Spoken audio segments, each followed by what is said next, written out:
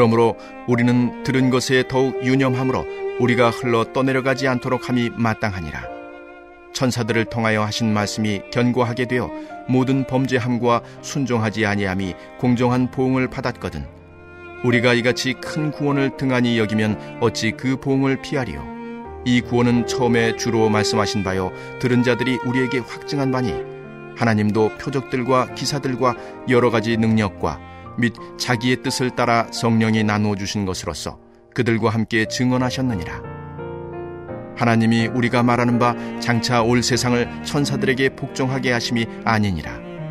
그러나 누구인가가 어디에서 증언하여 이르되 사람이 무엇이기에 주께서 그를 생각하시며 인자가 무엇이기에 주께서 그를 돌보시나이까. 그를 잠시 동안 천사보다 못하게 하시며 영광과 존귀로 관을 씌우시며 만물을 그 발 아래에 복종하게 하셨느니라 하였으니 만물로 그에게 복종하게 하셨은즉 복종하지 않은 것이 하나도 없어야 하겠으나 지금 우리가 만물이 아직 그에게 복종하고 있는 것을 보지 못하고 오직 우리가 천사들보다 잠시 동안 못하게 하심을 입은 자 곧 죽음의 고난받으심으로 말미암아 영광과 존귀로 관을 쓰신 예수를 보니 이를 행하심은 하나님의 은혜로 말미암아 모든 사람을 위하여 죽음을 맛보려 하심이라. 그러므로 만물이 그를 위하고 또한 그로 말미암은 이가 많은 아들들을 이끌어 영광에 들어가게 하시는 일에 그들의 구원의 창시자를 고난을 통하여 온전하게 하심이 합당하도다. 거룩하게 하시는 이와 거룩하게 함을 입은 자들이 다 한 근원에서 난지라. 그러므로 형제라 부르시기를 부끄러워하지 아니하시고 이르시되 내가 주의 이름을 내 형제들에게 선포하고 내가 주를 교회 중에서 찬송하리라 하셨으며 또다시 내가 그를 의지하리라 하시고 또다시 볼지어다 나와 및 하나님께서 내게 주신 자녀라 하셨으니 자녀들은 혈과 육에 속하였음에 그도 또한 같은 모양으로 혈과 육을 함께 지니심은 죽음을 통하여 죽음의 세력을 잡은 자 곧 마귀를 멸하시며 또 죽기를 무서워함으로 한평생 매여 종노릇하는 모든 자들을 놓아주려 하심이니 이는 확실히 천사들을 붙들어 주려 하심이 아니요 오직 아브라함의 자손을 붙들어 주려 하심이라. 그러므로 그가 범사의 형제들과 같이 되심이 마땅하도다. 이는 하나님의 일에 자비하고 신실한 대제사장이 되어 백성의 죄를 속량하려 하심이라. 그가 시험을 받아 고난을 당하셨은즉 시험받는 자들을 능히 도우실 수 있느니라.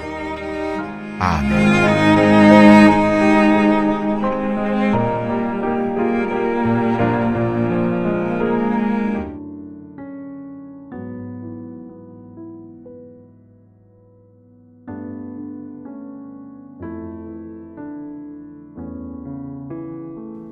히브리서 말씀이 까다롭습니다. 왜 까다로우냐 하면은 이 히브리서 말씀을 쓰는 사람과 듣는 사람은 유대교에 익숙한 사람들입니다. 우리나라 조선이나 고려의 역사를 모르고 우리 에이펙이라는 데 많은 나라의 지도자들이 와서 경주도 가고 또 경주에서 아마 불국사를 방문한 사람들도 많은데 신라의 역사를 알고 불국사를 가는 사람과 신라가 뭔지도 모르고 도대체 이 나라는 몇 년이나 된 나라인지도 모르고 불국사에 가서 아 건물이 예쁘구나 탑이 예쁘구나 저 탑이 오래됐다고 하는데 그런 곳이 바로 불국사구나 가을 하늘이 좋구나 하는 것과는 그 의미가 전혀 달라지기 때문입니다. 예수님께서 누구보다도 뛰어나신 분이다라는 것이 히브리서의 논문인데 그 첫 번째 비교를 어제 우리가 1절, 2절, 1장 1절, 2절, 3절을 보았는데 그분은 선지자보다 뛰어나신 분이다. 이스라엘 사람들은 선지자를 많이 의지했거든요. 그래서 변화산에서 마태복음 17장에 보시면 변화산에서 예수님께서 기도하는 가운데 성령 충만한 모습으로 변화되었을 때 베드로가 예수님을 보니까 우리 여기서 내려가기 싫습니다.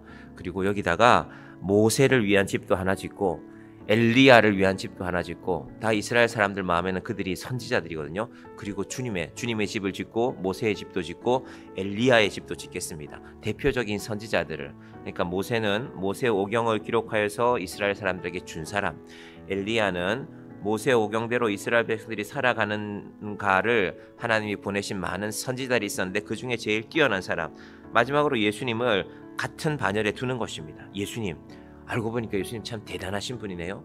그런데 예수님 모세보다도 대단하신 것 같고요, 엘리야보다도 대단하신 것 같습니다. 자, 그런 선지자들의 이야기에서 시작되었는데 두 번째로 등장하는 존재가 천사입니다. 천사. 이스라엘 사람들은 엘리야도 뛰어나지만 모세도 뛰어나지만 천사는 하나님이 직접 보내신 사람 아니냐. 그리고 인간은 죽음이라는 굴레에서 벗어날 수가 없는데 천사는 하나님과 함께 영원히 계신 존재가 아니냐. 그래서 이스라엘 백성들은 항상 천사에 대한, 하나님에 대한 믿음이지만 동시에 천사에 대한 특별한 존경, 혹은 이게 신앙의 수준까지 있는 것을 보게 됩니다. 자, 그런데 히브리서 1장 어제 본 부분 바로 4절부터 이제 그 천사를 얘기합니다. 1장 4절 한번 보시겠습니다. 1장 4절입니다. 그가 천사보다 훨씬 뛰어남은 그들보다 더욱 아름다운 이름을 기업으로 얻으심이니. 그러고 나서 계속해서요, 1장 4절부터 시작해서 1장 끝까지 14절까지 하고요, 오늘 읽었던 2장 1절부터 2장 마지막 절까지 전부 다 천사보다 뛰어나신 예수님에 대한 비교입니다. 천사 이야기를 그래서 먼저 하는 것입니다. 왜 갑자기 선지자 얘기하다가 1장 1절 2절 3절에서 1장 4절부터 천사로 넘어갈까? 이 천사의 중요한 역할이 선지자와 닮은 면이 있습니다. 하나님의 말씀을 전하는 사람, 선지자도 그런 사람이라고 말씀드렸죠. 이스라엘 사람들이, 이스라엘 왕들이 말을 듣지 않으니까 선지자를 보내거든요. 내가 누구를 보내면 좀 말을 들을까? 내가 누구를 보내면 좀 말을 들을까? 그래서 1장 1절에 보시면은 옛적에 선지자를 통하여 여러 부분과 여러 모양으로, 왜냐하면은 여러 가지를 잘못했으니까 하나님도 잘 안 섬기고 율법도 떠나가고 우상도 섬기고 그랬던 이스라엘에게 하나님은 천사도 보내셔서, 이스라엘 사람들은 천사하면 한마디로 말하면 껌뻑 죽었습니다. 그래? 천사가 말씀하셨어? 아, 천사가 하신 거야? 그래, 천사는 참 대단한 존재지. 하나님이 우리를 위하여 보내신 존재지. 그런데 그 천사보다 뛰어나신 분이 바로 하나님의 아들 예수님이라는 것입니다. 그것이 1장 4절부터 1장 마지막 절 14절까지입니다. 그래서 다 그런 비교입니다. 천사를 통하여. 1장 7절에 예를 들어 보시면 천사들에 관하여는 그는 그의 천사들을 바람으로 그의 사역자들을 불꽃으로 삼으셨느니라 하셨으되, 하나님이 천사도 사용하셨다. 때로 천사는 바람이라는 모양으로 와서 하나님의 능력을 보여주고, 때로는 불꽃으로 등장하여서 모세 앞에도 불꽃이 등장하지 않았습니까? 그런 천사들의 그 모습을 인정한다. 하지만 천사들은 하나님이 잠시 사용하는 것이다. 그래서 예수님은 아들이시고 천사들은 하나님의 종이다. 종은 주인의 명령에 따르는 것이 아니냐? 그런데 8절 보십시오. 1장 8절. 아들에 관하여는 하나님이여 주의 보좌는 영영하며 주의 나라의 규는 공평한 규이니이다. 아들이 더 중요하다. 아들이. 종이 중요한 것이 아니라 그 아들 얘기를 하는 것이다. 그 아들이 바로 예수다라는 것입니다. 그래서 그 아들을 너희가 잘 모르면 너희의 믿음도 온전하지 못하다라는 부분이요, 오늘 읽었던 2장 1절부터 4절입니다. 그래서 일종의 2장 1절부터 4절은 천사보다 뛰어나신 예수님. 그래서 다시 정리하면 1장 4절부터 1장 14절까지. 여러분이 혹시 여러분 성경책이면 좀 기록해 놓으셔도 좋은데, 1장 4절부터 2장 14절까지는 너희가 천사들을 대단하다고 생각하지만 예수님이 천사보다 훨씬 대단한 존재다. 천사들은 종이다. 예수님은 아들이다 라는 말씀이라면, 2장 1절부터 4절은 그 천사들을 너희가 믿지 않는 것이 얼마나 어리석은 일이냐. 그 예수님이 우리에게 오셨는데 유대인들은 그 예수님을 결국 어떻게 했습니까? 십자가에 달려 죽이게 했거든요. 2장 4절 보시면요, 하나님도 표적들과 기사들과 여러 가지 능력과 및 자기의 뜻을 따라 성령이 나누어 주신 것으로서 그들과 함께 증언하셨느니라. 결국 그 하나님의 아들은 하나님과 동일한 능력을 지니신 분이다. 그래서 2장 4절이 나온 것입니다. 너희가 그 예수님을 보고도, 예를 들면 예수님이 오병이어의 기적도 해가셨죠. 죽은 자들도 살리셨죠. 너희가 그 예수님을 보고도 하나님의 아들인 줄 깨닫지 못했지. 그래서 2장 1절부터 4절은 천사들과 예수님을 비교하는데 예수를 깨닫지 못한 이스라엘 사람들에게 경고하는 것입니다. 그리고 이제 우리가 본격적으로 보는 것은 2장 5절부터인데, 그 하나님의 아들, 천사보다 뛰어나신 그분이 우리에게 오셨다.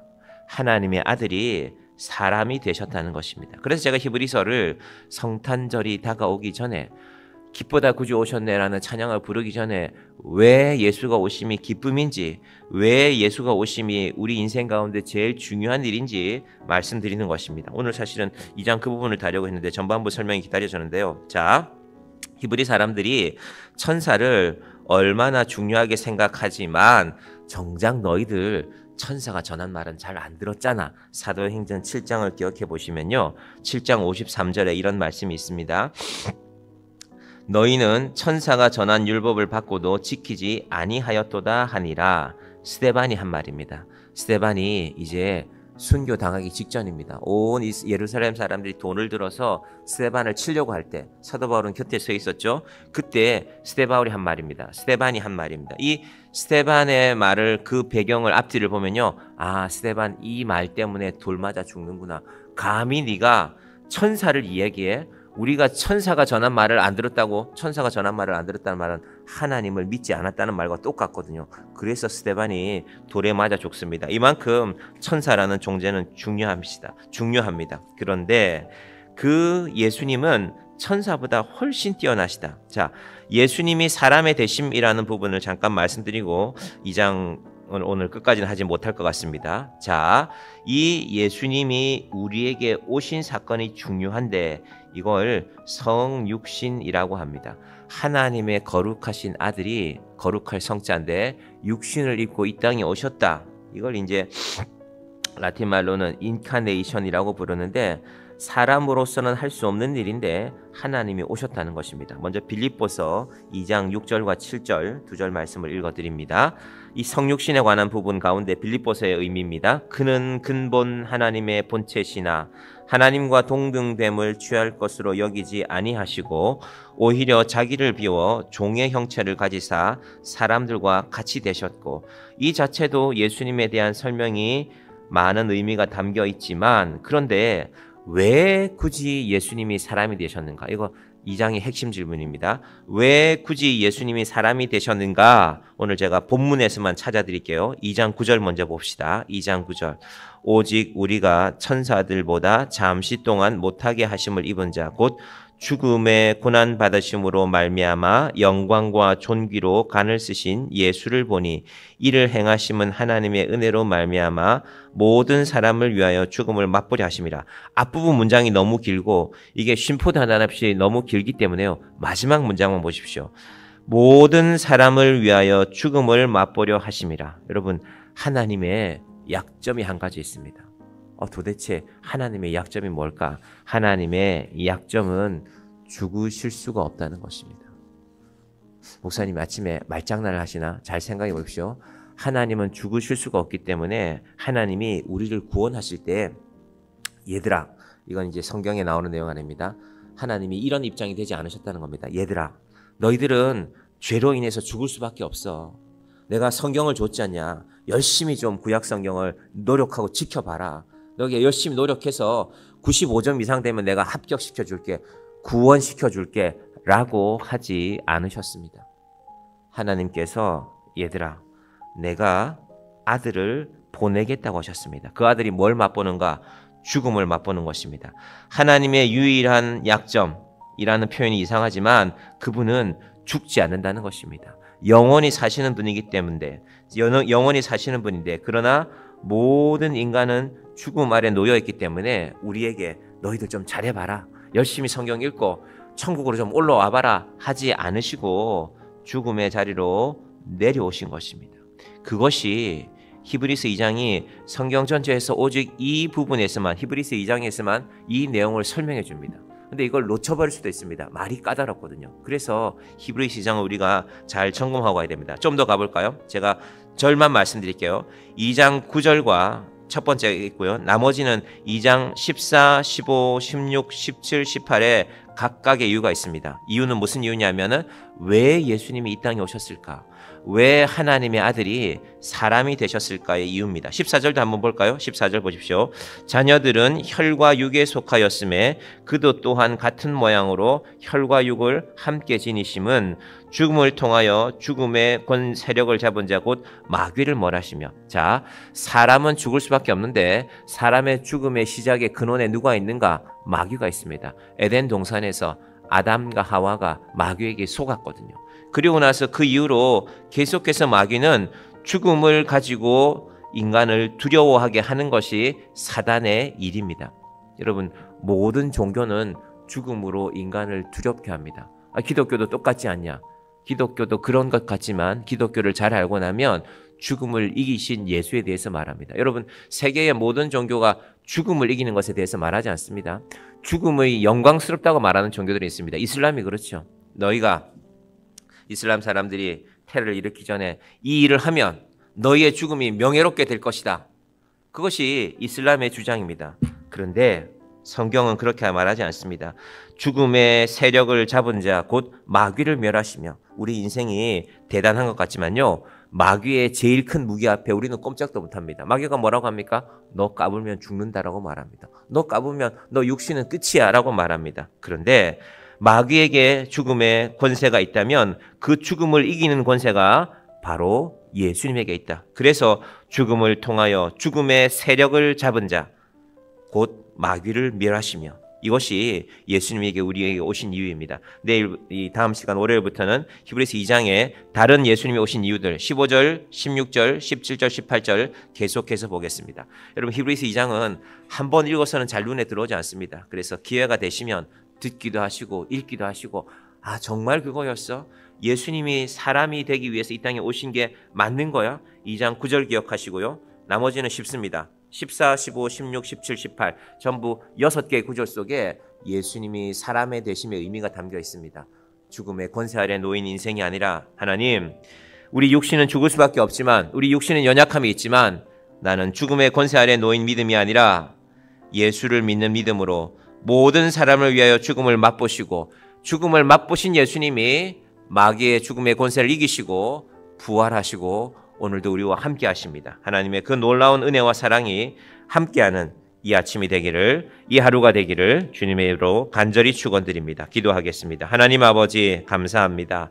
왜 예수님이 우리에게 오셨는지 히브리서 기자가 천사들과 비교하여서 예수님께서 죽음의 권세를 이기시고 죽음의 권세를 지닌 죽음의 세력 잡은 자 곧 마귀를 멸하시는 분이라고 말씀하고 있습니다. 하나님 아버지, 우리가 예수를 믿고도 우리 인생의 마지막을 죽음에 두고 있지 않습니까? 내 육체가 죽으면 끝이지, 내 육신의 연약함을 어찌할꼬, 이것이 인생을 어찌할꼬 하는 믿음이 아니라, 하나님, 내 육체는 점점 쇠하여 가지만 죽음의 권세를 이기신 예수 그리스도를 믿는 믿음 안에 살아가는 주의 자녀들 되게 하여 주시옵소서. 우리가 성탄을 기다리는 이유가 바로 그 예수님께서 이 땅에 오시는 날이기 때문입니다. 하나님 아버지, 우리에게 그 믿음과 그 믿음으로 살아가는 놀라운 주의 은혜를 덧입혀 주시옵소서. 예수님의 이름으로 기도드립니다. 아멘.